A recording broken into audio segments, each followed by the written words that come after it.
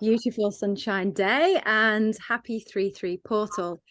So I'm here with our 7 beautiful brothers and sisters for this roundtable, where we are sharing the beautiful balancing energies of Gaia and the collective.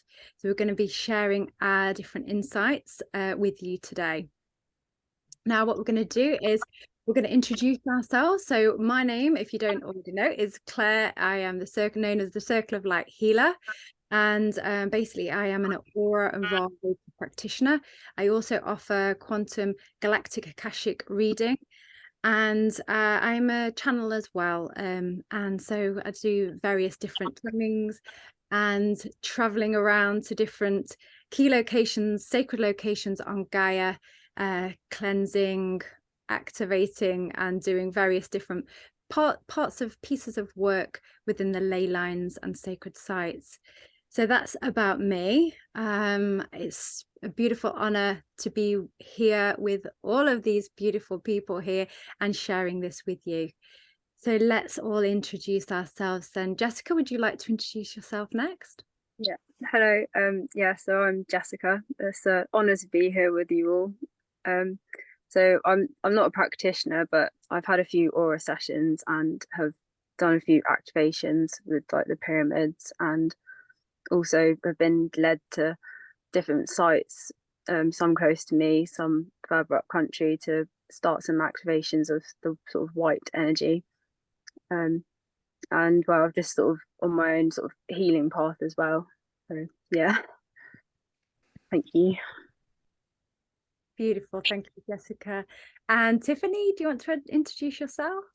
Hello, I'm Tiffany Landmore. I'm based in Somerset, UK. I'm a multidimensional healer, Akashic consultant, and holistic herbalist. I'm the founder of Earthlight Physic Garden. So I'm working multidimensionally with plants and also people for the greater good and healing of Gaia. I'm really, really grateful to be here and excited to have a chat. Yes, a nice, relaxed chat.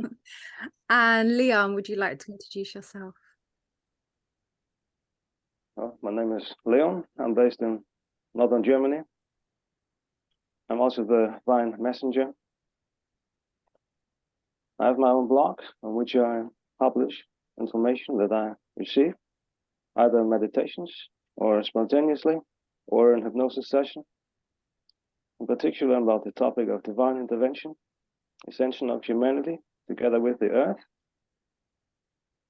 My work also involves transmuting, transforming, cleansing and cutting timelines, collective energies, resuscitating and resurrecting history and forgotten species and ancient history. Thank you, brother. Yes. Thank you for that. And Jeffrey, would you like to introduce yourself? Yes, thank you. Hi, everybody. I'm Jeffrey. I'm currently living in Essex, but I was born in Glastonbury and I'll also be living up in Sherwood Forest with Claire, my twin flame. So I am a Aura and Ra certified healer. I also do the same as Claire, like Akashics and readings. But just like Claire, what I like to do the most is we go around gridding the lands, healing the lands, just like Leon, going into timelines and ensuring that they're at the most highest timeline for us all. And so that's my most favourite work I like to do. And I know all of you on this panel, so it's an honour to be here. And thank you for this opportunity to be able to speak what I have to say. So thank you. Beautiful, thank you. And Wakafa? Hi, I'm Wakafa. It's an absolute honor to be here. Thank you, Claire, for arranging this and including me in this. Like most people here, I'm an Aura and Ra practitioner, and I also do a podcast series on the systems of oppression. So we're all about the organic flow and becoming organic, and it's one of the things. Oops, excuse my internet. I am all the way out in Vietnam. and for some reason it likes to play up. So it's one of the things I'm quite interested in doing, and just bringing awareness to the systems of oppression we sit in and how it connects into us. So understanding things like, you know, them versus us, right or wrong, fear, it's all part of the programming, it's all part of the inverted matrix. And unfortunately, although we're all organic, we still have to interact with these energies or people who hold these energies. So my podcast started very organically, just trying to get out the information that was coming out, and it's led to a series of understanding all the different inversions that can sit within us and how they connect in with us. And it's all about clearing them through aura and Ra and meditation and Akashic records. So that's me, and you can find me, actually, my website is lightwithin.online, and my podcast, you can find me on YouTube and Spotify at Unicorn Farts Podcast. Sister, thank you. And the beautiful Siobhan, the Celtic Empire. Hello everybody. Diagwith Anam Cara is Michelle Siobhan Molia, which means basically hello, my soul friends. My name is Siobhan O'Malley. I am the Celtic Empath, and I would just like to say thank you to Claire and to Jeffrey for bringing our energies together today. I'm also using some new technology today, so I hope my sound is okay as well. But I am the Celtic Empath. My website is activatedwakeaurahypnosis.com. I am a trained aura and Ra practitioner. Also, I do quantum Akashic readings. And I'm just delighted to be here. I can't say enough what an honor it is to be able to bring the work together. I work, I guess, sacredly working with the land was where I first began connecting into the land here. I'm based in Ireland. I live in a city outside the city called Limerick. So we're on what's considered the southwest coast of Ireland. And I live on the Wild Atlantic Way, which is what it's called, and it's pretty wild here. So yeah, it's an honor to be here, and I can't wait to hear divine messages and inspiration is going to be brought through today. So thank you very much. Thank you, Siobhan. You just broke up just a little bit towards the end there. Okay. Do you want to just repeat this, just the last, like, sort of 30 seconds? Did you get the bit where I said I was living in Limerick? Yes, we got that part. Yes, sorry. I think it's my heart. My heart is like pounding through my chest. So I think it's like pounding through the internet. Okay, so I'm living in Limerick, which is based on the southwest coast of Ireland, which is called the Wild Atlantic Way. So a lot of people might have heard of the Wild Atlantic Way. So it's very powerful here. So I work a lot with the elements, and I work with the land. I work with a lot of the location sacred sites, and through that energy, I also work with the ancestor and the ancestral memories and the lineage within basically the Celtic DNA, or what we're calling the Celtic DNA. But that's my base, my energy work here. So thank you for bringing us together, Claire and Jeffrey, and I look forward to our messages and what's going to come through today. Beautiful. Thank you, sister. Thank you. Yes, so 3-3 portal. Yeah, that's why I wanted to. I was guided to ask these beautiful people to join us on this roundtable today, and I connected in with Mother Gaia this morning for a message, and the first thing that the first words that she said to me was dissonance. And I love it when this happens, when she says, so it's not that I wasn't totally aware of the words dissonance, but what happens is when I channel, they'll give me words that I've never heard before, which I love, because then I know that when I googled them and I realized exactly what they were saying to me, it really then pulls in that knowing that that is the truth, because sometimes we can self-doubt when we're channeling, can't we? We can self-doubt with things. So the word came through as dissonance, and which means lack of harmony. So I said, okay, so you would like to share about the lack of harmony that we have felt in this dissension of Gaia.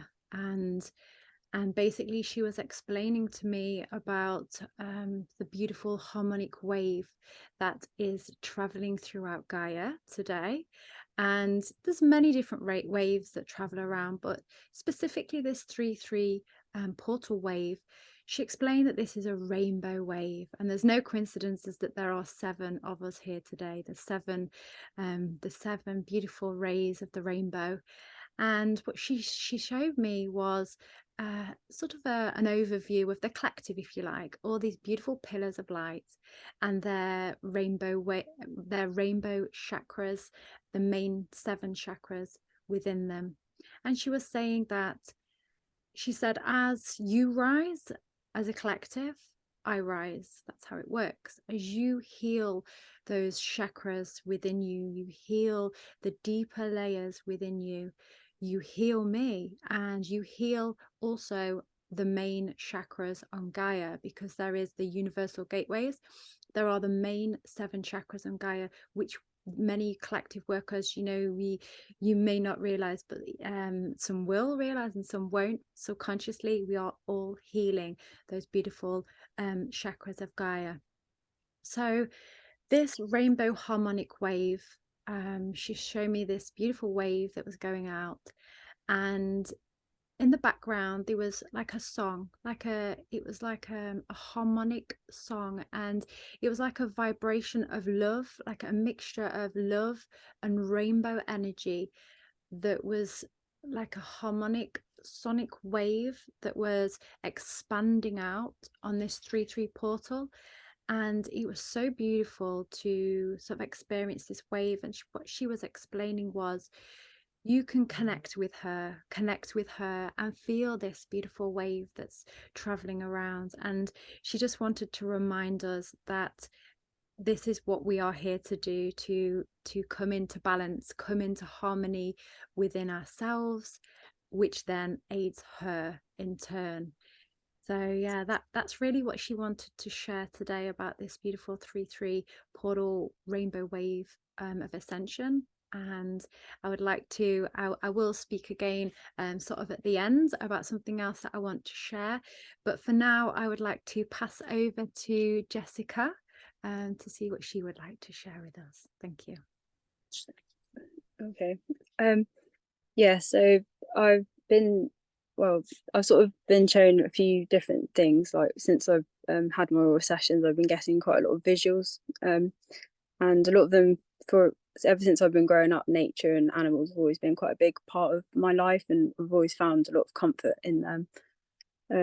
So recently I know I've been shown deer quite a lot, and when I went for a walk, I was sort of guided to follow the deer runs, and I found this skull, and as I held it, I was shown this image of this big, beautiful stag, sort of king of the forest. And so that's always sort of stayed with me. And last night, just before I woke up, I dreamt of this stag again. So this morning when I was walking the dog, I went down the road and I went into the field, and my dog stopped. He was ahead of me, and he looked behind at me, and I could tell he'd seen something. So I sort of went forward, and there's one deer, and then I saw a whole herd of deer there, stood there all looking at me with their fawns and everything, and they didn't run away. They sort of just stopped and watched, and they didn't move, but they were just so magnificent. And I haven't seen them there for a long time, because people have been trying to block up their pathways and sort of put fences up and stop them, but they've created a new pathway I've seen that they've been going through. And I suddenly realized what I was meant to share today, and that's that even if sort of the pathways of the collective are blocked by any sort of AI or anything sort of malicious or anything like that, the love light will always come through, and it will always spread through all of us and through the world. So yes, that's what I felt I needed to share. And especially with nature, like even if we put concrete on something, the dandelions will still grow back, or it's nature will always prevail, and so will the love light within the grid. So thank you. Oh, such a beautiful message, Jessica. And it's that beautiful counterbalancing, isn't it? How it's just that beautiful wave of love that just counterbalances all the inversions. And that is how we come through into this harmonic balancing of Gaia and the collective. So thank you for sharing that. That's beautiful. Thank you. You're welcome. And I think that kind of flows on to Jeffrey, because Jeffrey is very connected with the stag energy. It is a representation of the beautiful divine awakened divine masculine energy. So I think that means that flows over to you, Jeffrey. Thank you. I didn't think I'll be going next, but yeah, thank you, Jessica, because I'm connected to the stag, and where we are, where I go walking, we're in the countryside, and there's a lot of forest, and they are putting fences up everywhere, stopping their paths. And they're, like you said, they're AI, because they're not lovely little wooden fences, they're posts with all this wire.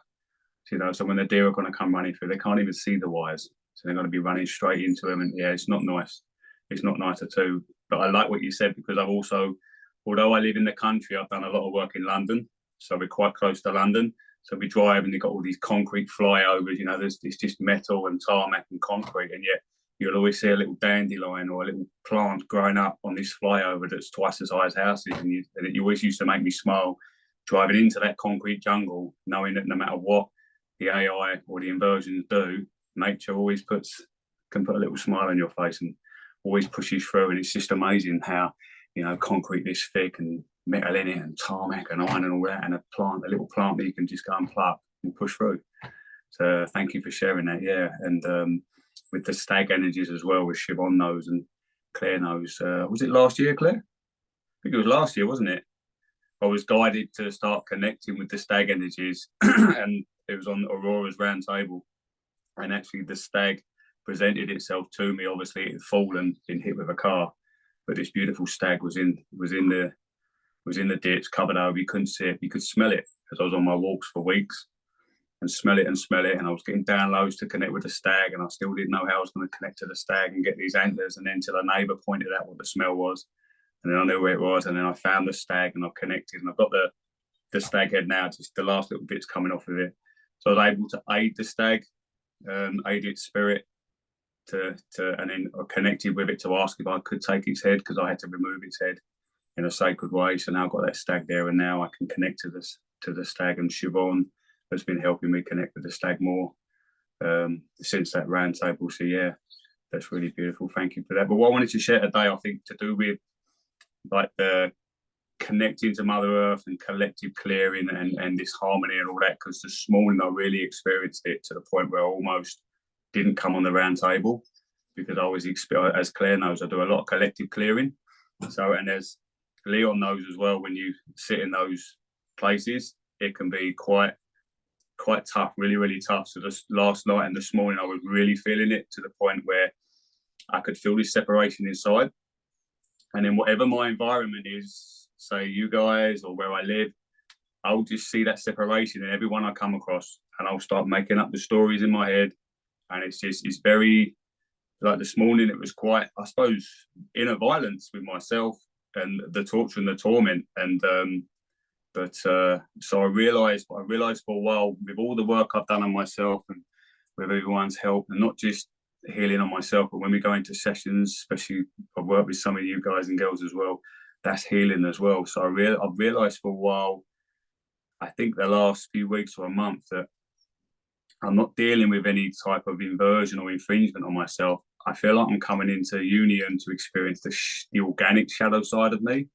So I'm experiencing all the emotions being organic in a shadow way, which I know need to be experienced, so I can get that togetherness, that union with myself. And as Claire says, with Gaia. So this morning, really tough, really, really tough. Didn't want to do my shields, or not sitting in gratitude.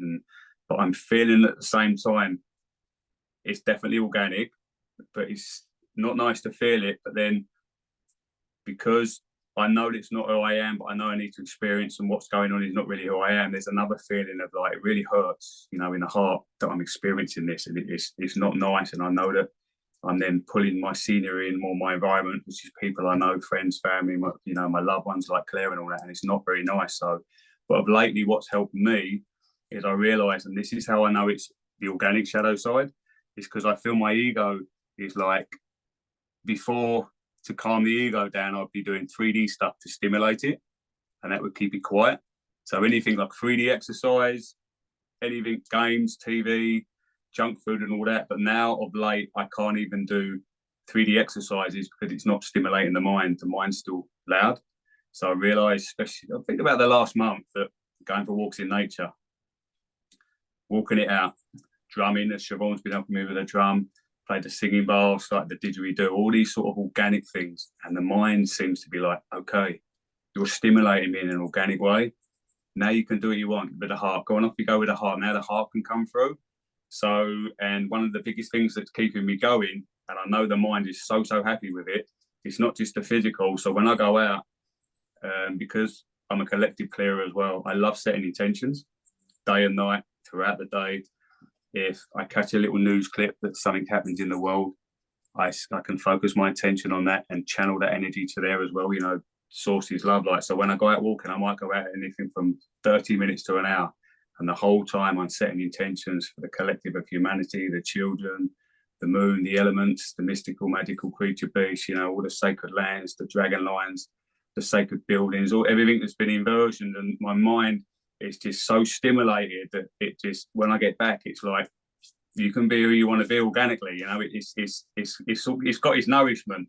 So I just wanted to share that because it feels, I don't know if you guys have felt that well. I feel like it's the organic shadow line is able to be, you know, all the emotions and feelings. You still feel anger and guilt and shame and everything at times, but, or greed or lust and all that, but it's organically, it's not infringed upon. But there's still a period I'm finding of working out, you know, because it could be confusing, still comparing it to the infringed ego and shadow side that I know I definitely had. So that helps me. And then obviously I'm doing that for, like Claire said, for the planet. But that's what I felt like this morning. It was like Leon said, it was hellfire. It's those two wolves, you know, and they're just totally at each other, tearing each other apart, and it's that separation inside. And then everything I see is this separation. I see everything as a hurdle. I see everything as an attack. I just see everything as, I don't want to do this. I'm not doing this. No, I'm not doing this. And it's all these horrible low emotions. But I'm in a position really now to feel that it's not nice to have them. So I can choose, but I have to then decide what I'm going to do to assist myself to come out of that. Whereas before I'd just sit in it and sulk and feed it and feed it and feed it.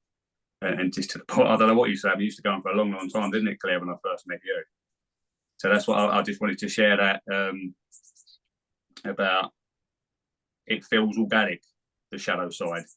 So it's a massive leap for me, and it means the more and it's allowing me as well with the mind. It's like the mind's going, right, go out and do this, set intentions, be of service to others, and it's getting its fulfillment. And then in some way I can give more, allow more in, give more out. So that's one of my roles, is setting the intentions for everyone and then focusing on certain things when they're made highlighted to me and all that. So that's what's keeping me going at the moment. And so I just wanted to share that. I wonder if you're all going through that yourself, but yeah. Thank you. It's an honor to be here. Nervous as well. Beautiful. Thank you. Yeah, thank you for being seen, Jeffrey, and sharing all that with everybody there, because it is hard to truly be seen. And, you know, you're sharing all of the different energies that you go through, because it's not all light, is it? And it's not all light and airy fairy. We have to go into that shadow energy. Yeah. And say, when we first met, we have, you know, being twin flames, it's not all how some people think that it's going to be. You come together and it's all just a sacred union instantly. You have to work at this. Yeah. You know, you have to work on this energy of becoming balanced within yourself. Still, we still work together to come balance within and also balance then without, and we aid each other, don't we, with that, and just understanding our different roles as well, because that was also hard for you, understanding your role, because we have different roles. I am more sort of like, I tend to do a lot, I'll go into meditation, for instance, whereas you don't feel as though you're like, well, I don't really get anything, I can't connect to my higher self sometimes, don't you? And I'm like, you do connect to your higher self, and you started realizing that more when you're walking, because your way of connecting with your higher self, nature, and setting those intentions that you set, and you set them for me as well, and basically collectively for those that would like to have those intentions in set for, is, I feel, a huge, it's like that beautiful divine masculine role of setting those intentions in place. When Jeffrey sometimes shares some of the intentions, I'm like, whoa, how did you do all that? You know, I'm just thinking, wow, it's just sometimes it goes over my head, because he set so many intentions just on his hour walk. I mean, if he told you all of the intentions that he set, it's just so beautiful, and it's so important as well to have to share those intentions, set those intentions. So yes, thank you. I just got to add to that, because the walk is my mind. That's so the mind and that, and then it allows me to set the intentions for everyone. So that's what keeps me going, and it's meant to be. I've worked out what works for me. So like the meditation, I mean, I do get stuff in meditation, but it's like there's infinite ways how you can connect to your higher self. So when I used to think you got to sit in meditation, I'm like, but deep down, yes, I will get things, but because the mind lets go, then my heart can connect more. So I've found, like with exercising, there's infinite things to keep fit. Find the one that you like, isn't it? Rather than you've got to do that one. So that walking is my thing. It's the exercise, it's the letting go. The mind's organically being stimulated, and then my heart can come out a little bit more, and it flows, and I just get lost. Well, not lost, but I just wander off and walk for miles and connect in. So that's the way I connect in, But like I said this morning, it was I almost wasn't here. But the walk, I knew I had to do the walk, but before I had all these tools, but I'd never pick them up. I'd always wait till I come out of it and then go, I could have done this. But now I feel like I want to as well, pick these tools up and use them, even if I'm like a child going to the supermarket, I'm kicking and screaming. But as long as I can just get out there and start it, then it just flows and it comes back. But and also if it was learning about the differences between what you were going through on an individual and actually what you were going through on a collective level, because the collective's big, isn't it? Once you mastered that, of checking in of what's collective and what's yours, that was a really big release for you, wasn't it? You really then did, because you're not overthinking things. Big thing when we think, why am I going through this again? I thought I'd already done the work. It's not you're doing it for the collective, but it'll come through you within things that you have experienced. So that was the thing that you really did have to work with, didn't you? It was big because I'll just touch on this before I let you guys finish. So going on about, so say something, let's just say for instance, something's happening in Australia, like a load of violence, collective violence. So because I'm a collective clearer and my role is to go into dark places, I feel that violence with all my senses, feelings. It's horrible. So it could be violence, it could be anything that collective's going through. You know what they go through, just some horrible things. So when I first started doing it and didn't understand it, it doesn't show me a load of people in Australia being horrible or disgusting. It shows it with the scenery I know in this incarnation. So I play it out with my friends, my family, my characters. I'm going goosebumpy saying it. So when it first happened, there's some horrible things coming through me, and I'm feeling them with my body and all my senses. And I'm thinking, this is me. I'm some sort of monster. And with Claire's help, and everyone's help, really, it took so much time to realise, although I still feel it with all my senses, I know it's not mine. It's still horrible. But at the start, it was so confusing because I felt I was all these feelings and emotions because it would play it out with my people I knew in this incarnation. But with Claire's help and everyone's help and everyone's healings and watching other people's videos and listening to all you beautiful souls and all that, it's helped me to come out of that. But I still feel it and experience it because it's my role. But there's just an understanding, you know, I can be feeling really crappy, but no, it's not mine. But it really does help, doesn't it, Claire? Yeah. Thank you. Thank you. Beautiful part. Thank you. Okay, and Wakafa, would you like to go to next? Can I just say that was the most beautiful, divine showing of how twin flames work. Guys are gorgeous. Right. She slaps me into place. Sorry? She slaps me into place. Oh, bless. Yeah, if that's her role, that's her role. Yeah. Thank you. But it's beautiful to see how both the divine masculine and feminine work together, because we've both got different ways of working. And like you've said, you know, I feel like the feminine is very much sitting in the energies, meditation, go into our cave, go into our womb space, figure out what the minutiae, gritty energy that's irritating us, whereas the masculine is very much, let me do something. But that in itself is a meditation, because you get lost in your work. And as you get lost in your work, you're just channeling through, you become an open channel. So I think that's absolutely beautiful to show how the masculine and the feminine work. And I think it's key, because I'm going off tangent, this isn't what I was going to talk about, but we as women, I feel we need to realize that we are very heavily in our masculine. I've come from a corporate background. This was never what I saw my life to be. I was shall we say, on the wrong side. I used to be a pharmaceutical sales rep. So I've come from one extreme to the balanced view, shall we say. So very heavily in my masculine, and it's taken so long and so many courses, shall I say, to come back into my feminine and understand what that is. And even just coming into my feminine is very dark. I'm a fractal of Kalima, so I sense what isn't inorganic in the darkness quite strongly. And you know, being in the corporate environment, I didn't realize that's what I was sensing constantly was in it.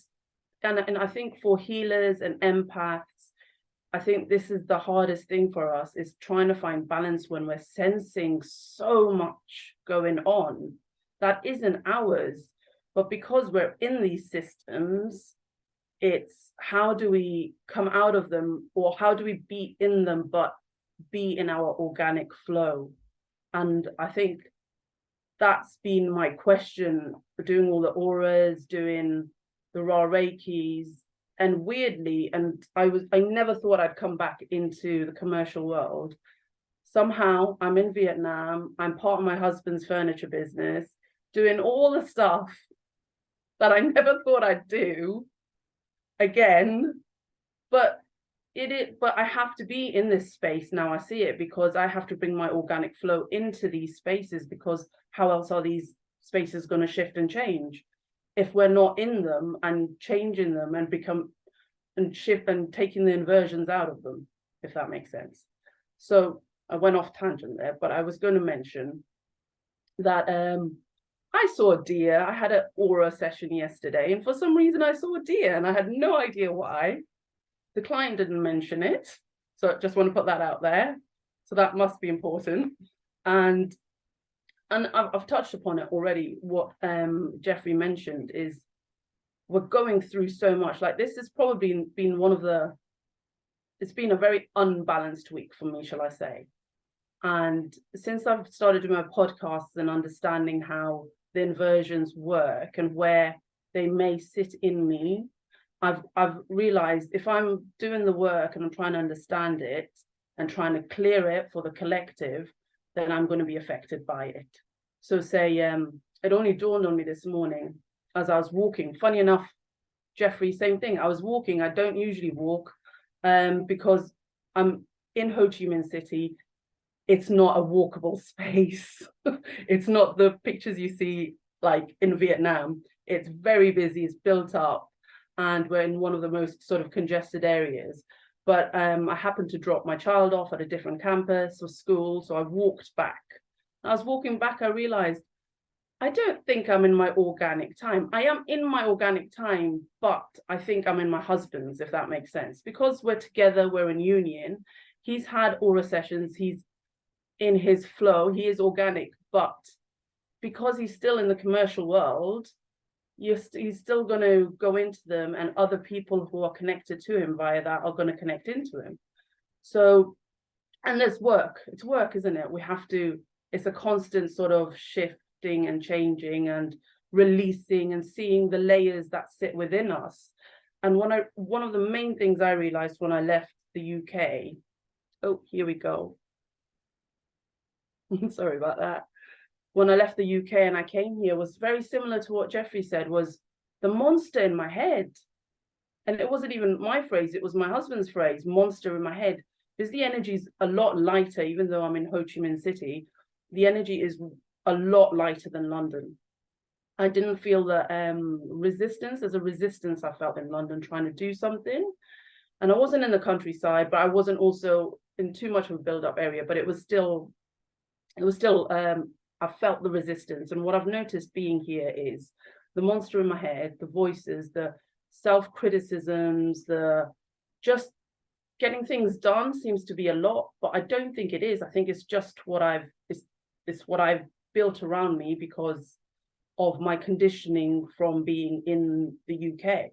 So I'm in a place where I'm having to sort of drop the conditionings and realize the flow is actually a lot easier here. But also at the same time, I'm having to release what is connected into me via the UK, because I was born in Newcastle.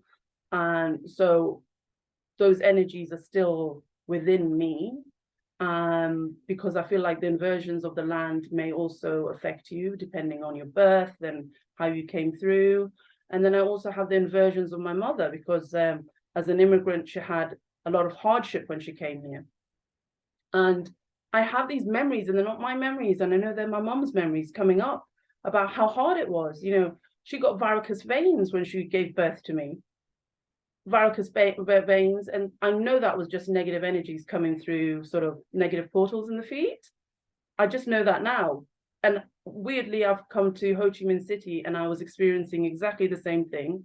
My feet aching constantly, but that was more to do with the negative magic in the ground due to, you know what, shall we just say. So, and you know, as a collective worker, that was part of what I had to clear, was the negative energies in these built up areas where all the foreigners live. So, and that was such an important lesson, because I was in the worst possible place I could be. And thank God for Claire and Jeffrey, you know, both offered a session. I took it with Claire, and she said it's collective work. And I realized, and after that session, literally had no sort of, you know, you usually get an energy hang up, or you feel tired or drained, or you know, the energy's processing through. None of that. It was very clear. It was literally, it just went, and it just showed how much, as a healer, especially as a collective healer, you are just going to pick up or sense things that might be happening somewhere else. And we've got to get sort of better into tuning into, actually, is that us or is that them? And I'm just going to say the last bit. Sorry, I feel like taking up a lot of space. The last bit, what I spent after doing Aura and Ra certificate, I've been a healer for the last 7 years, but the modality I had been learning before that was infringed, and it was channeling through a false entity. Long story short, you can find it on my page. I'm not going to go into it, but the point from that was, So the point from that was, there was a lot of sabotage in my field. So my focus after having all my aura sessions was to find my organic flow. And I would literally sit in meditation. It didn't take, no matter how long it took me, I would not start my day unless I felt grounded. I felt my heart was open and my head was clear. Because one of the things I found in the UK was the head fog. I'd get this mind fog quite a lot. And it's one of the things that I got before I left as well. And and I've always thought it was normal. I thought that mind fog was normal until obviously doing all these energy work, and I'm realizing actually it's actually something in the UK, energies, whatever it is, it's there and it affects certain people. So and I think basically people who carry a lot of light or are not as, shall we say, compromised. I don't know if that's the right word or not. So what was my point? So just to summarize, I spent literally an hour, if not more, in meditation every morning. And you know how Aurora does this thing where she gets into an organic flow and she will shift until she finds that flow? I was literally doing that. And I remember that this morning. I thought, I haven't done that in ages. Let me do that. And as soon as I did it, I was like, you're not in your organic flow, Akafa. That's why you're not flowing. Like, I was literally just stagnant like this, because I've become part of a company. Although it's my husband's company, it's not, shall we say, organic. They may, because it's to do with money, which is inverted systems, there's going to be things to clear through. So it's almost like I've gone into this energy that needs to be cleared. And that's why I've been finding it hard to clear, because it's not of me, it's of this entity that we've created between us. So yes, so welcome to the healer's world and trying to find balance. It's an everyday task. I'm just going to leave it there. Thank you for listening to me. Beautiful, yes, thank you. And we think that we've just finished one part of the work, and then something else comes up. They kind of give us a bit of release from maybe a week if we're lucky, and then something else will come in, and that we know that we have that is our role, and we do so much collective work within clearing that. I know you do much work, Bhagavath, thank you. And just to touch on the point that you were making about the portals in the feet, I think I ought to mention that I know personally, as an aura practitioner and Reiki, the majority of clients that we find have portals or negative AI inversion technology blocks basically within the feet, the legs. This is all to stop you, one, moving forward on your organic timeline, two, to hold you dense as well, and also it stops that connection of you connecting into Gaia, because how I mentioned in the beginning about this harmony that we should have with Gaia, when these portals and inversions are placed upon us, that stops. It doesn't fully stop the connection to Gaia, but it's harder, it's sort of like it doesn't flow how it should do. So this is why having, clearing these portals, closing these portals down, having organic portals, that's completely different. But the negative portals, making sure also when you do connect in with in meditation, to close your portals, your organic portals down when you are walking along the land, because I do have other clients that don't realize that they need to close down their portals basically if they've been in meditation. Closing down your energy is very important, because otherwise, you imagine you're walking along, you might come across a very heavy, dense area that can connect in with you if you have your portals open. So I just wanted to mention that about the portals and feeling heavy, and how we kind of, that was one thing that Gaia shared with me this morning when she was kind of showing me the collective, us as the pillars of like connecting in with all of our chakras, and balancing and sort of really connecting in with that crystalline grid. So it is a key part as well of this harmonic beautiful energy. So yes, Leon, would you like to go next, brother, please? Rumi? Yeah. I got 3 things to say. One, yesterday on a walk at night, deers were crossing my path, 2 or 3 of them. And I was thinking the same thing. How sad that these animals do have to, keep hiding themselves and escaping humans. We, more or less voluntarily, have been reducing their living space, all the streets and the digital networks What do we know about the effects of all these digital networks on animals and their energy systems and their own psychology, behaviors, and evolution? How these animals bond, the family groups themselves, how do they deal with stress, with trauma? I mean, these people must be scared all the time of humans. All the sounds from airplanes. I live next to a military airbase. So we have hardcore equipment going up here. And then all the lorries and trucks on the road and cars and people walking with dogs at night and the day. I mean, these animals must be scared for their lives all the time. That's why they usually come out only at night. So this is really sad.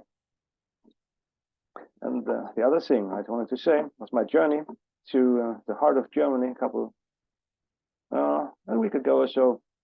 I was guided to activate some ancient henges here, but older than Stonehenge, some thousands of years older. One is the oldest solar observatory, at least as far as the experts know. Supposedly 7,000 years ago, that thing was already in operation. I was guided there and did some activation, cleansing. And the other henge, also older than Stonehenge, it's also, I think, much bigger. And you might have seen the entry on my blog. It's called Elephant. This is where I describe this journey. I was guided to connect with the place, and I think another lifetime I might have been there. It was both a ritual place, so the ceremonies must have taken place there. People were buried there, maybe even sacrificed, although I did not pick up any negative energies in that place. It felt really high vibrating, in spite of all the dead bodies that were buried there. And on this journey, I also was guided to visit a specific museum of prehistory, where you will find the skeletons of ancient elephants that used to roam Germany and Europe tens of thousands and hundreds of thousands of years ago. At the same time when humans were around, Homo erectus, Homo sapiens sapiens, Homo neanderthalensis. And if you think about the ancient Earth back then, no cell phones, no 5G, no satellites, no Bitcoin. How could humans survive for who knows how long? We don't even know how old humanity is, where humanity really comes from, and what kind of human branches of the tree of evolution, came. The experts only find pieces, snippets of information, artifacts, and then they concoct this big story of evolution. Then they talk in the circles and say, well, we found this in our country, we found that there. Okay, so we make a theory, and now we have all the evidence we need, and this is now official truth. And since there's no other evidence for other species, well, this cannot be true. And if you then think of the giants, the reigns of giants, oh, this totally contradicts their theories. And, well, what do we make of this? Should be ignored, should be destroyed, should be discarded, So history writing works. So now about these elephants and humans back then. Think of the Ice Age, maybe 13,000 years ago. Humans and the megafauna, especially here in Europe, were very present. How did they survive all these changes? It's amazing. I mean, these were close clans, supposedly. People had to rely on each other because the human population in Europe was very sparse. You had to be experts, close-knit networks. People had to rely on each other. They must have had some hardcore values, bonding, of caring for each other, specialists of hunting, fishing, communicating with the land. That's what we got in hypnosis sessions, Claire and Jeffrey, about humans connecting with, let's say, the animal keepers or the lords of the animals, the spiritual guardians of animal species, for instance, elephants, so that the people, the shamans, the seers, would connect to the spirits, maybe in a ritual, in a ceremony, or in a specific location, volcanoes, sacred stones, whatever. They would meet these guardians of the spirits, whom they would ask to provide them with food, Where can we find the next group of elephants or animals which we need to survive?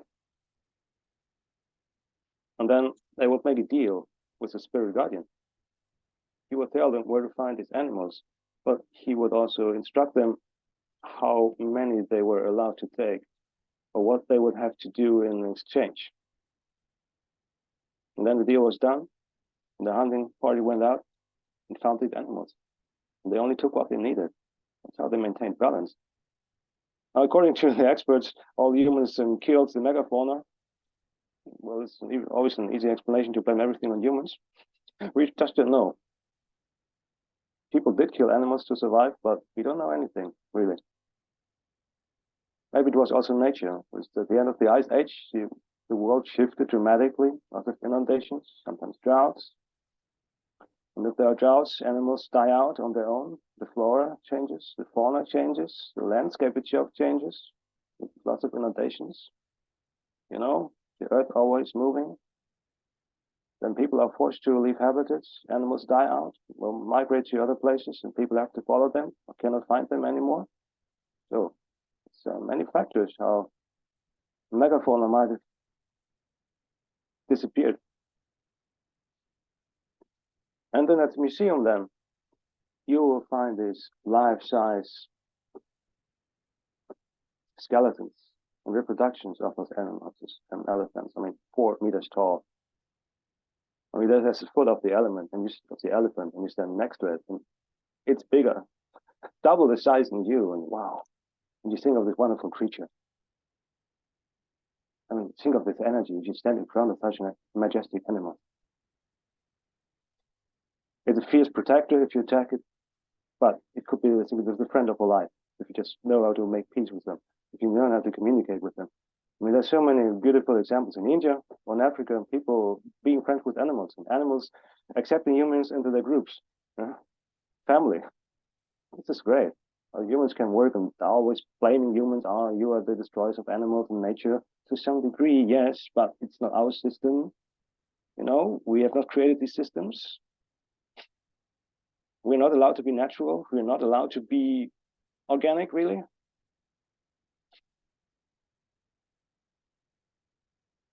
And I spoke prayers in that museum for all those animals who were hunted down, or were exterminated, or that black.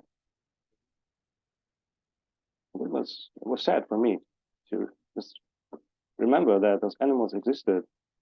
They were families too.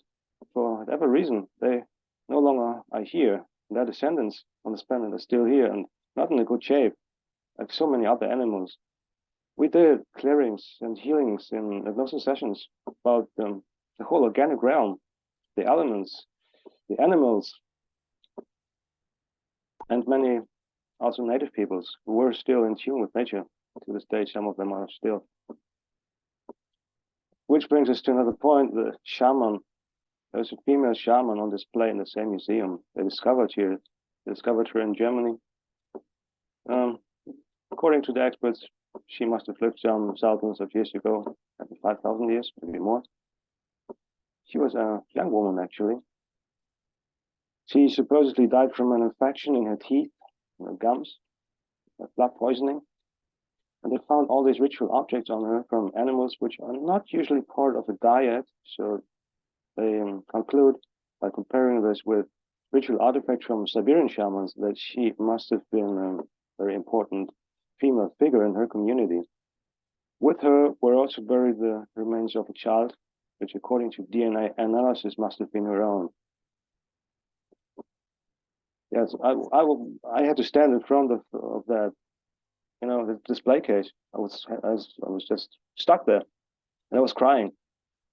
I don't know why. I felt this sadness in my heart, in my head, in my throat, and I just was standing there and crying.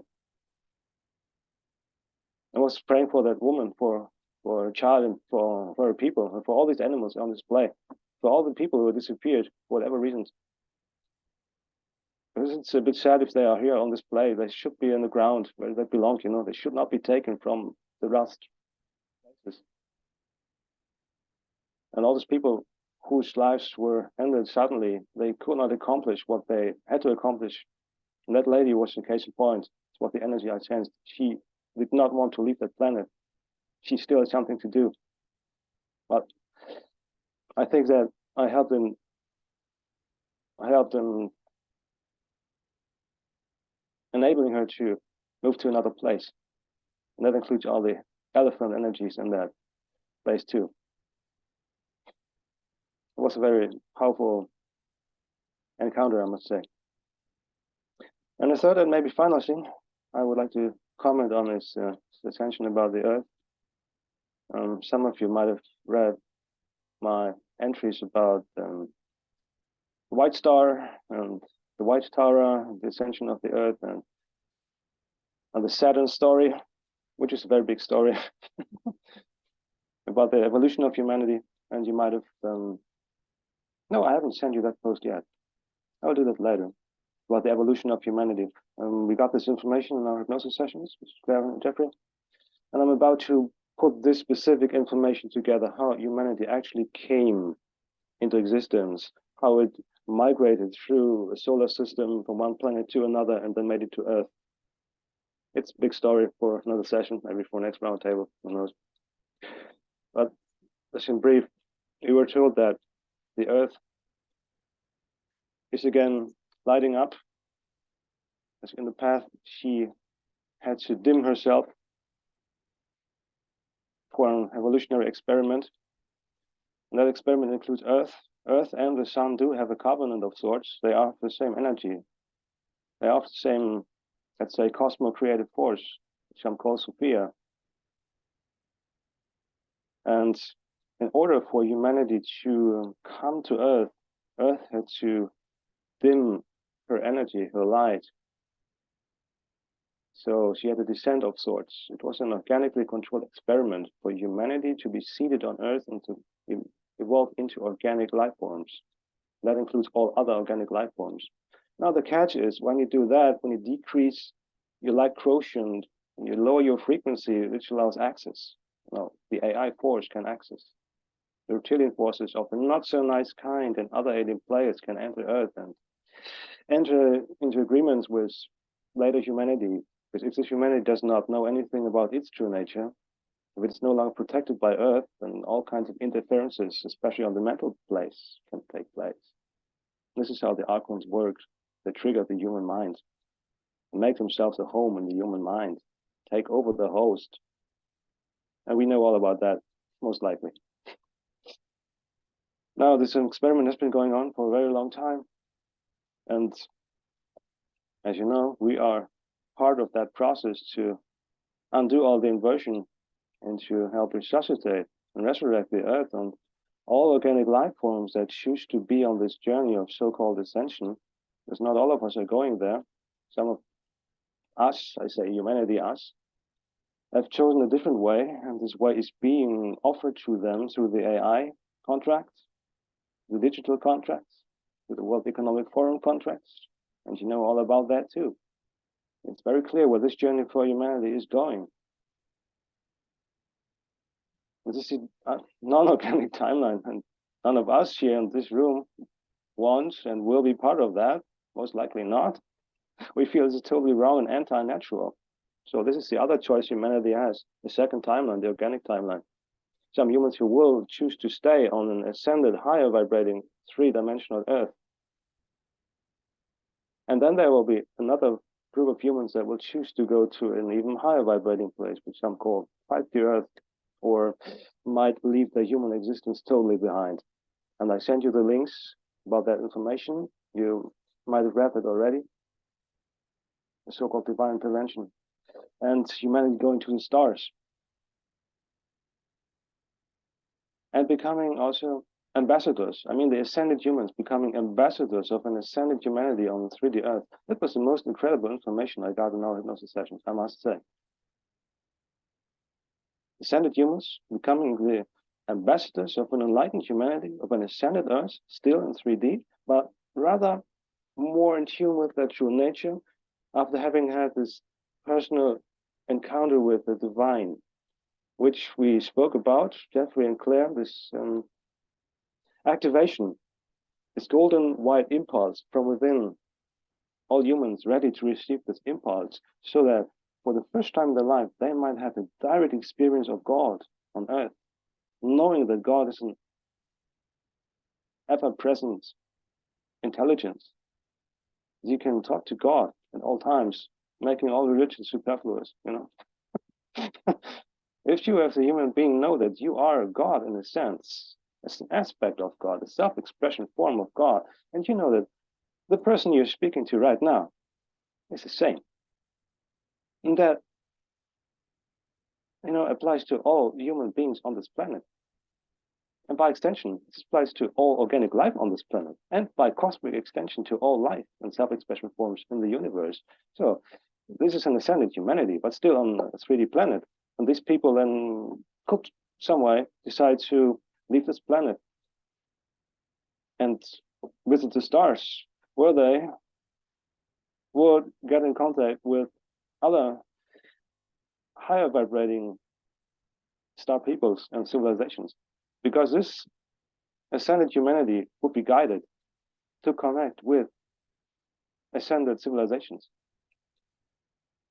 This is the most incredible information that we've received in the session, I would say. The way for humanity to go on a higher vibrating trajectory of evolution. Because these ascended humans, the so-called avatars for humanity, would also be in contact with other ascended members from other star peoples. So this means we of humanity, we speak on behalf of them, and we have the best intentions for them at heart. Now comes another star civilization. They have the same idea. Well, we also care for our people, so what can we do now? What kind of deal can we make so that you have a benefit, we have the benefit? And send a dialogue between high vibrating and bad.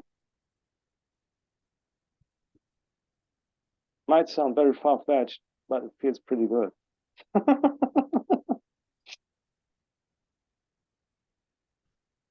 That's what I wanted to say. Beautiful. And I have to say, it is a total honor to facilitate Aura sessions for you. And Jeffrey and I have learned a huge amount of knowledge from the 10 Aura sessions with you. Absolute phenomenal expansion of consciousness when we connect with you. So yes, thank you, brother. And thanks again, Jeffrey, Claire. Thanks once again. Yes, and also I love how you mentioned about the collective of animals, because this is the thing as well. There is so many different collectives. It's not just the collective of humanity, it's the collective of animals, birds, sea life, the magical mystical creatures. There are so many different collectives that are part of Gaia and connecting into the crystalline grid. So it is part of their healing process as well, of what they're going through is a very key important part. And actually what I was guided to share sort of towards the end, I'm going to share now, because it does link in with your experience within the museum energy. And what I was guided to share was how the relics that have been basically stolen from key sacred sites and placed in these museums under very dark, dense energy, they hold light, they hold energy within them. Whether it be such as the shaman that Leon mentioned with this, they still hold that spark of source, like a fractal of them within that museum. You can find various different, for instance, like guardians of certain places that are within relics. These are taken and placed into museums. And I'm just going to share a little bit of information. When I first realized this, where I went last year to Corfu, and I was guided to go to the Temple of Archimedes. Now, when I was asking the locals how to get there, no one had even heard of this place. I was just astounded. There was a little broken sign and you couldn't even get inside. And this was the whole reason why I'd kind of been guided there. I did take my beautiful family, but I knew that I was meant to be doing some work there, because it is on the Apollo Athena line. And actually Apollo and Athena meet within this temple of Archimedes, and it was a very key sacred space. Now I couldn't get on to the site, so I sat there in meditation and I expanded my energy out within this area. And I collected what I needed to collect, connected to what I needed to connect to, and then I was guided that you now to go to the museum within the Corfu town. So I walked in the very hot, walked into the heat, and I walked all the way into the museum. And the moment I walked in, and there is a beautiful it's like a pediment, you know, it was Medusa, and many energies feel as though it's like Archimedes and Medusa's energies. And a lot of people are guided to believe that Medusa is more of a darker, you know, energy. That's what we're led to believe. A negative, should I say, a negative energy, whereas she is just a beautiful organic shadow darkness energy. She's that beautiful serpent energy that we can connect to. And when I walked into this museum and I walked up the steps and I saw her energy on this pediment that was used to be on the top, the pinnacle point of the temple, and I looked into her eyes and I felt this instant connection with her. And that was the first time I'd really gone into a museum and connected energetically to any relics. And I felt this instant, first, it's like a relief, like a coming home, just this beautiful energy, this wave of emotion came over me. And then I felt the energy come inside of me, and I was like, and it really took me by surprise. And this energy went into my sacred womb space, and I was like, whoa, oh my gosh, like what's just happened? And I stood there just in full awe and amazement that I'd connected with this relic, and then I just received the energy into my womb space. I'm like, wow. And then I was told, you know, I've been waiting for you. And I'm like, wow, okay. And so then, since then, I've been to different museums. Jeffrey and I went to a certain museum and we both connected in with a talk energy, and both at the same time we felt the energy of the talk release from that object, that relic, and it came within us. And we also recently, we've just been to London, the British Museum there, and also we did London and Paris in 2 days. We went to the Louvre Museum and connected in with certain ancient relics that we were guided to connect with. Now, one particular relic that we connected with was a guardian of a certain sacred area, and the emotion that came over, I was really took back, wasn't I? Just the emotion, we both were, and it was just like a thank you. It's like their consciousness is within the relics in these museums. It's there for us to connect with, to aid any trapped soul fractal energies from those museums. They are placed in this dense sort of dark, like negative magic energy. So let's release their soul fractal pieces, allow them to go back to being the guardians of where they're meant to be, the guardians of Gaia, because this is the time that we're meant to do it. The time is now to release all of those soul fractal pieces. So yeah, I just wanted to share that of understanding about how these relics have been taken. And just lastly, we have had a session as well linked in with relics, how they took them to the dark moon. I don't know if Jeffrey wanted to share that, but it was Jeffrey's session actually, and we went to the dark side of the moon. And within the dark side of the moon, there was various different relics that they had been cloning. They've been cloning soul fractal pieces of these relics and using them for their own like purposes basically. And so we did a lot of work within that session with releasing many of the dark inversions there. And this particular one that was mainly released was the Ankh, wasn't it, Jeffrey? It was the Ankh that was really infringed upon. And so yes, I just thought I would share that information because that's what they wanted to share with me, of understanding about relics also have beautiful energy within them. So yes. And Tiffany, would you like to go next? Thank you everyone. That's so amazing about the deer, because I had a visitation of 4 deer across the street from me a couple of nights ago, and I really noted it. And in a hypnosis session one time, the stag came as the representation of nature. So he was like the head of nature, and there was a spokesperson for nature. And then in another channeling session I did myself, I got the clear message, follow the deer trods. So I liked hearing what you said, Jessica, that you were following the deer runs. And as you were speaking, I was thinking, yeah, it's, because I didn't really understand what that message meant, follow the deer trods. But I think I understand it better now, which is that counterintuitive back door. Like you were saying, Leon, that they have to go different places and we put up fences and they can't go that way, so they go around it. And that's what we're doing as light workers, as light warriors. We're navigating these times, and there's always a back door, there's always a side alley that we can take to circumnavigate the negative timeline, which we wholeheartedly do not consent to. So I think I understand that message a little bit more now, and I'm excited to follow, maybe quite literally follow the deer trods and start to track those in my local area and see where they may take me. In that channeling, in that vision, I got told by the deer to follow the deer trods, and then it led me into an old oak forest, and I got the message to work with the trees in a more conscious way. So there's something about the oak and the stag and the deer that is very prevalent, I think, particularly to these lands, the UK that I currently reside in. I just wanted to share that, but thinking about these counterintuitive counter measures that we can take, we are faced with a very well organized system that's had a stranglehold on this planet for aeons of time.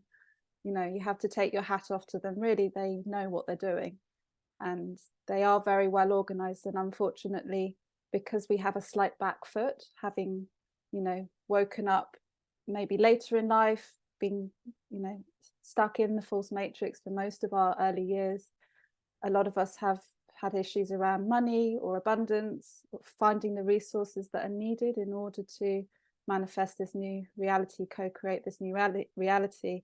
So it can seem almost impossible sometimes. Like I get that overwhelm too, Jeffrey. That organic shadow that, as you describe it, it's hard. It's not an easy ride that we've signed up for, and it can seem overwhelming because they're so well organized and they have seemingly more resources than we do. But what I've been working with recently is water consciousness. So I got a really clear message on New Year's Day to work with the water, and I got shown how to make a silver essence that you can put into waterways, bodies of water, to cleanse and restore and regenerate the waterways, because we can program water in the same way that we can program crystals. And if you think about the implications of that, it's truly profound. If we can actually work with the water in a conscious way as a collective of light workers, that could be a very, very effective secret weapon, because it's connecting the whole planet. So as we work to restore and regenerate the waterways, not only on a physical level, but also on this energetic level, working with essences, working with sound, working with intention, working with song, these subtle ways of working with the etheric realms that perhaps the other side overlook or diminish. They don't think that we have the power. They don't think we have the abilities that really we do. And so I think not overlooking the subtle ways that we're working on a multidimensional level on the etheric realm are so powerful, and perhaps even more powerful than working on the sort of more 3D physical ways to heal and restore and regenerate both within our own bodies and within the land. So I just wanted to share that as that counterbalancing energy that we hold, because we're working with harmonic science. We're working with the true organic science of Gaia. We're working with vibrational remedies, with etheric design, etheric architecture, all of these unseen realms which have deep power and deep strength. And I think maybe we can overlook our power because we feel overwhelmed by the 3D reality that surrounds us in this maelstrom quite often. Yeah, that's what I wanted to share. So if you wanted to, anyone that's listening or anyone on the roundtable that hasn't come along, like, do come along and visit in Somerset. We're about 20 minutes from Glastonbury Tor. We've got a stone circle built in a Celtic cross, and we're growing medicinal herbs, working with harmonic science to work with the land, work with the fae, work with the nature spirits, and now really bringing in this piece about water consciousness and how we're growing the herbs in order to not only amplify and uplift the potency of the herbs, but also to cleanse and restore this particular part of the land, because I see what we're doing on the land here as again a counterbalancing, counterattack, counterintuitive reaction to what's happened in the Tor and to this lands on a negative infringement level. So been working with Claire and Jeffrey on building this etheric grid, and it's really exciting to sort of share that love and energy out on a wider collective today. So thank you. It's Earthlight Physic Garden on Instagram or earthlight.uk website. Beautiful, sister. Yes, and it's been our total honor, hasn't it, Jeffrey, to be working with you in this sacred place. It really is. I totally recommend going and aiding, well, going and connecting with you and the energies there. Absolutely phenomenal. So thank you. The water is key. Those sacred birthing waters of Gaia is total key, and obviously everybody's been connecting with the stag energy, and it was quite interesting that my higher self said Jessica's to go first. I said, okay, we know now why Jessica went first, because she introduced us to the beautiful deer and stag energy. Thank you, Jessica.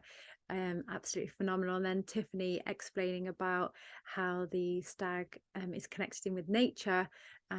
So yeah, well, obviously many animals are, but you shared that beautifully. Thank you, Tiffany. Okay, Siobhan, would you like to go next? Or last?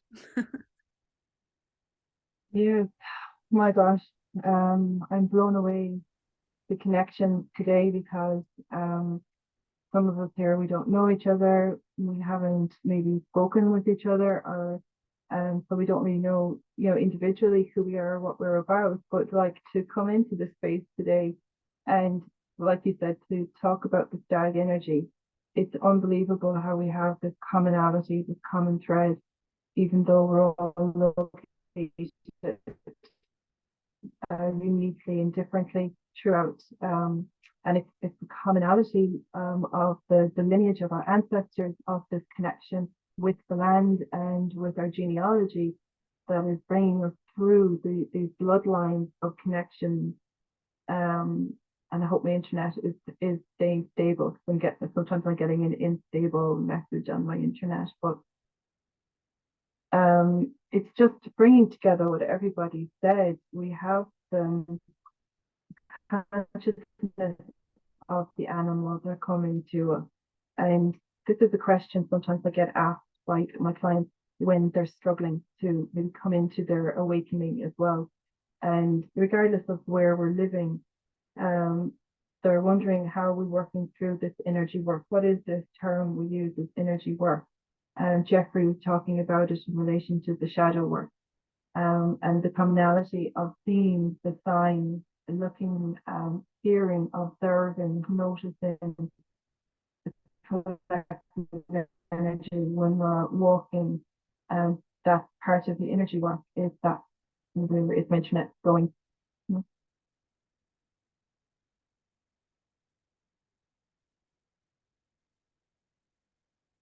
You're muted at the moment. I can't hear you. Yeah, just slightly. We just lost you just slightly.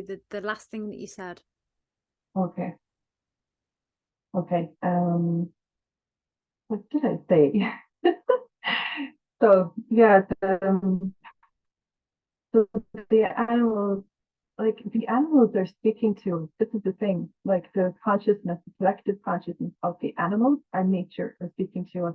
And like, always as a child, I felt in my heart like it was so cruel, we're so cruel to animals. And to me, they were always like just as equal to us, if not even better than us, because we have this innocence and a pure heart that most humans are disconnected from or disassociate from themselves when we grow up from children into adults, we become disconnected. And that is part of the separation that Jeffrey was talking about as well, that we feel separated from nature. And we are nature ourselves. I feel we are biology. So when we are part of nature, then we become separated, but the animal never did.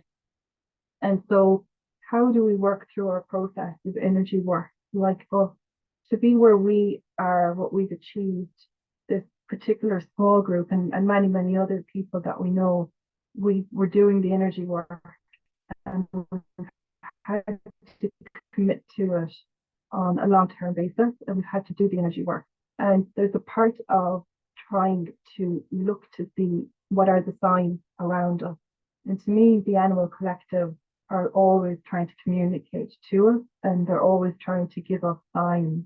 And so when we're out in nature and a bird hops in front of us, or a little robin lands in the tree right beside you, the first thing some people do now is take out the phone and take a picture of the bird. But what is more ideal, perhaps, how do we connect with the bird is by looking at him and perhaps being respectful of his space and inviting him into our space and acknowledging that the bird's existence is here and that he's perhaps communicating with us and delivering maybe a message or a sign to us.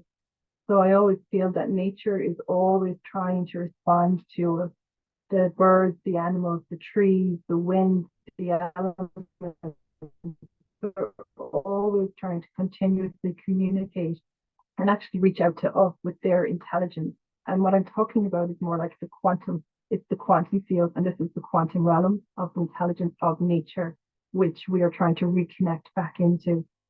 So when Leon spoke about Germany and the land and bringing back the hinges online, this is so important because in Ireland, we have a lot of our own megalithic sites, our dolmens. We have what we call portal tombs.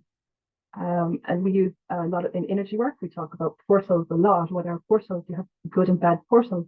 So I know throughout the land of Ireland, UK, Wales, and Scotland, and the Germanic land as well, which is interconnected with the Celtic bloodline, which it can be the origin of Germany of some of the Celtic bloodlines. If we understand our history, and of course our history has been skewed.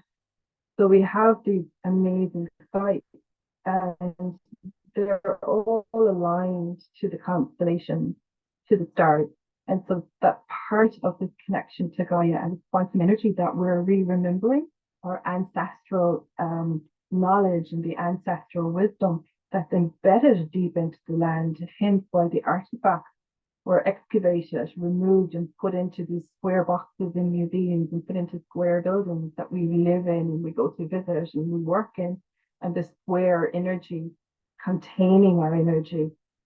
And as we know, squares, when we find them in oral hypnosis sessions, we find a black cube, which is inverted technology. So it's all a constant attack and infringement on it. And so we're reshaping that within the quantum realms. And that's where we are now. We are in the quantum field. And when we're connecting to nature and connecting into the land, we're also connecting quantumly out to the stars, to the constellations. And we're acting like a two-way system. We're bringing in this energy one way, we're channeling it out on the other side. And so we're in this quantum field. But to me, it's so important, like, to always get the message across to people. I have a number of different animals in my life that come to me. I have a fox that comes out my bedroom window. He passes at nighttime. Sometimes he starts, I don't know if you've heard of fox at nighttime, but they make this really high-pitched sound. But when this fox comes to me, I know that my divine sister, Goddess Bridget, is talking to me. And that was a learning process for me, and it's all a deep learning process. But now when fox comes to me, my God, is bringing me a strong message to pay attention, to look, to listen. and to get up and do something. Usually Bridget is saying, Siobhan, come on, start doing, there's an energy work, you need to get something done. But the fox energy is so beautiful and so playful. And when he runs across our path, if we're driving down the road, that fox crossed your path for a reason. And that is when it comes to nature and Gaia, like we have to start recognizing when the animals are talking to us. And unfortunately, some people will judge what I'm saying as being very woohoo or new agey. But that is what our ancestors did. Like talking, going back to where Jeffrey started the conversation, and to Leon, and to all of Jessica, Tiffany, are all noticing the signs the animals are coming to them. And just even as part of that, I know that as people do, when we go into the quantum realms, when we're doing our aura sessions and our hypnosis sessions, and our clients come to us, sometimes their pets, their domesticated pets, especially the cat who's turned up, often their cat will come into the session and they'll be with the client energetically within the session, and they'll be traveling with them through the realms as their guides or as their protectors or their guardians.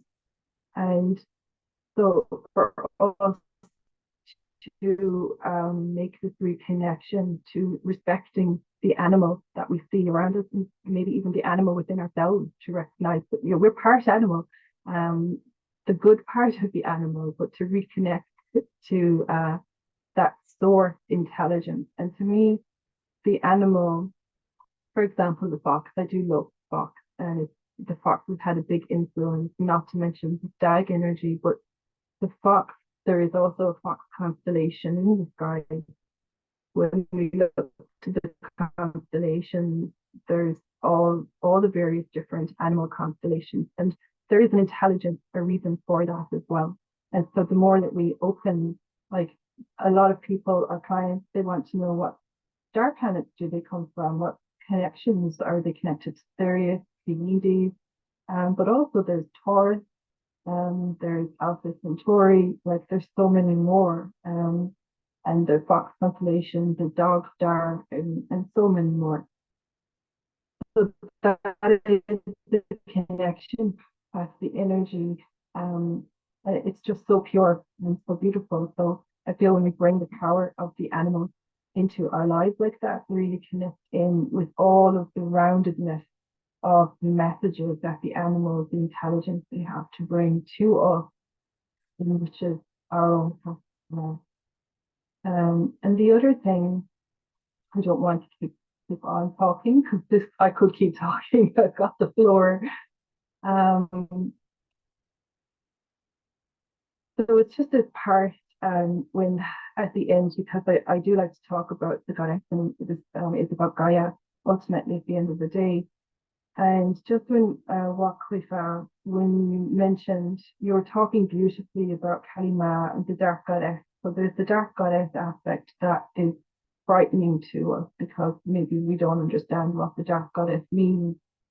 And then there was the part where Waklifa, you then apologized for taking up too much space. And I was like, oh no. As was beautiful, the divine feminine energy is for us to take up more space. And my response to you was, no, Waklifa, just grow bigger. Put your energy when you're walking down the street and you're feeling this collective depression energy coming in on top of you. That's when Waklifa is to get bigger and blow out the aura. But there is this message with the divine feminine where part of our program is to stay small. And Gaia is not staying small anymore. She's exploding. And this beautiful message, Claire, that you brought through this morning for it to actually start with this beautiful rainbow energy with Gaia. But to come into these dark spaces within us, within the shadow work, Jeffrey was talking about, with the shadow aspect, that's where we're going into this darkness, and that's the dark goddess as well. But firstly, it's not always about infringement. It's not always about like these horrible things that are happening to us. It's also about remembering these incredibly powerful, dark, nurturing, organic spaces inside of us. Now we have the dark goddess, and we have this powerful divine feminine who is the warrior. She's not this beautiful queen sitting on the lotus petal floating in the sky.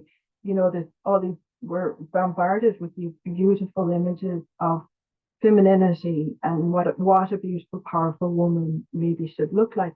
The beautiful, powerful woman also looks like Kali Ma. She also looks like what we call here the Gaia. And there's a number of other manifestations throughout history of the dark goddess. Hecate is another one, and so on and so forth. And these are these powerful women who are the warriors. And they look fierce and they look strong and they also look beautiful as well. They're both firm, love and firmness. And that is to be womanly. That is to be the divine goddess. That is to be Gaia as well. Because how could Gaia have possibly have survived the past millions of years, considering the inversion and just the things that have happened to Gaia if she wasn't the powerful dark warrior that was able to break through all of that as well.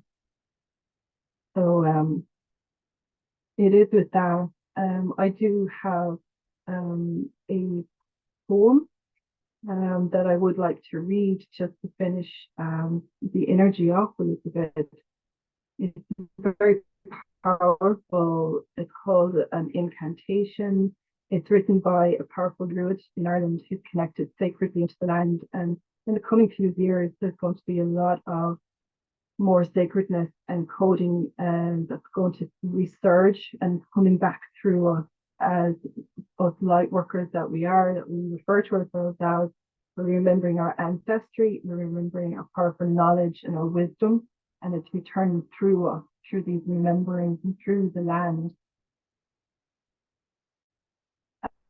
And his name's Abergan, and he's a very powerful Irish druid and poet, and he's many other things that I can't talk about today. But he was also part of the triple goddess in Ireland. So we have the triple goddess of Eru, Bamba, and Fola. And at the moment, we're in the age of Eru. So I'm going to read, it's very short, so I won't keep you too long. I'm going to read it in Gaelic, in Irish first, and then I'll do the English translation. Because the remembrance for people is to remember our core language as well, very important for Irish people, but not just for Irish. I think for people who are connected to the Celtic bloodline, regardless of where you are situated. But if you've any kind of the bloodline, the ancestry that's coming in, which can be, you know, anywhere in the world, really, there is this connection to the Gaelic language, which is actually called the light language. It's so old, the ancient Irish, and it's called one of the first light languages. So there is a resurgence and a power and a memory that comes through language for me, which brings us back together, not to have us separated as well. I'm going to read it now.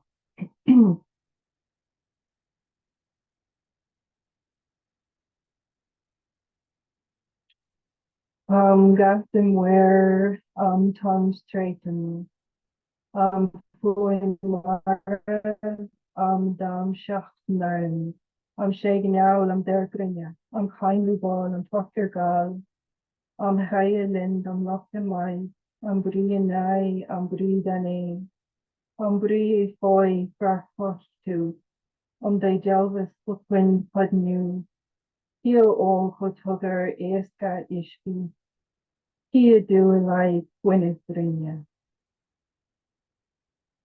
I am wind on sea, I am wave on land, I am roar of ocean, I am the stag with 7 times, I am an eagle on a cliff, I am a tear of the sun, I am the fairest flower, I am the rampaging boar, I am the swift salmon, I am a look on the plains, I am the defiant word, I am the skill of art, I am the spear battle hardened, I am the god who puts fire in the head, who would I know the cycles of the moon, and who would I know the place where the sun.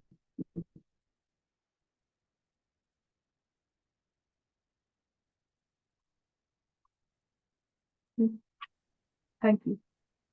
Oh, absolutely beautiful. What a way to round up this round table. Hey, with that beautiful, your beautiful words there, Siobhan, and that poem. Absolutely phenomenal. Thank you. Does anybody else like to share anything before we finish, or should we finish it there with this, with Siobhan's poem and speaking? Would you like to share, Jeffrey? No, yeah. I think it's just with the poem is a beautiful way to end. Yeah, thank you. Okay, beautiful. So thank you for joining us, and we on this beautiful 3-3 portal energies. I hope that you've enjoyed this, and yeah, we will see you soon. Obviously, if you would like to connect with anyone, individually, all of their details will be you'll find it, all their details will be found within the details of this video. And yes, we totally love, honor and respect you all. Veluvia to all, and yes, take care. Sending much love and light.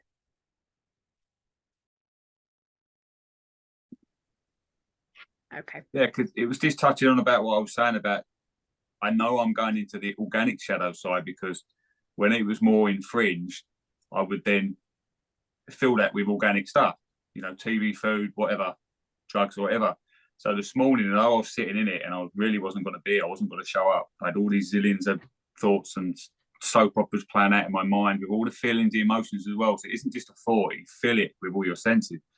But I knew, I had to write this down so I didn't forget, I knew that it was organic, because where I set so many intentions, when I'm in that organic shadow side, I can go out and set more intentions. I think of more things, what's going on in the world, and focus my intention there. So it's actually the organic shadow. I want to help you more. So I just wanted to add that, and I just wanted to tie in, like Claire, you were saying, or I can't remember who said it, but or it might be Tiffany. The AI, isn't it? It is. It's so infinitely, it's not infinitely, but it's so vast, and it's been doing it for so long, and we're playing catch up. And it is so true to invert us. It literally runs side by side, and you wouldn't even notice the gap. So I'm losing what I was saying now, but I was trying to say that inversion runs so close to you. It can be very difficult to determine which it is, the inversion or the organic. You see, because it's just literally side by side. So that's why I know what I was trying to say. It's the organic side I'm experiencing at the moment, because of how I'm, what tools I'm using to help me, and what I'm using to stimulate the ego. So just wanted to say that, yeah, that's it. I just riffing off that as well, like, yes, a lot of the time we are getting psychically attacked, or we are being infringed, and that is true, but sometimes we just need to clean up our diet and go for a walk. Yes, yeah. Like with the brain fog thing that you were talking about, Wekafa, I totally relate to that. Living in London most of my 20s and 30s, always had brain fog, and yes, it was the density, yes, it was the darkness of the setup of that city, but actually I was lacking iodine, and like I needed to have that iodine in my body, which isn't in the soil. So now I take iodine, Lugol's iodine. I really recommend that to people who are vegetarian or vegan and lacking energy. And then that's, if you look at the color of it, it's like this deep, rich purple. So again, that's like another example of like the organic darkness being a beneficial addition. So yeah, there's just so many layers, isn't there? But sometimes you just you need a supplement as well as a clearing. Yes.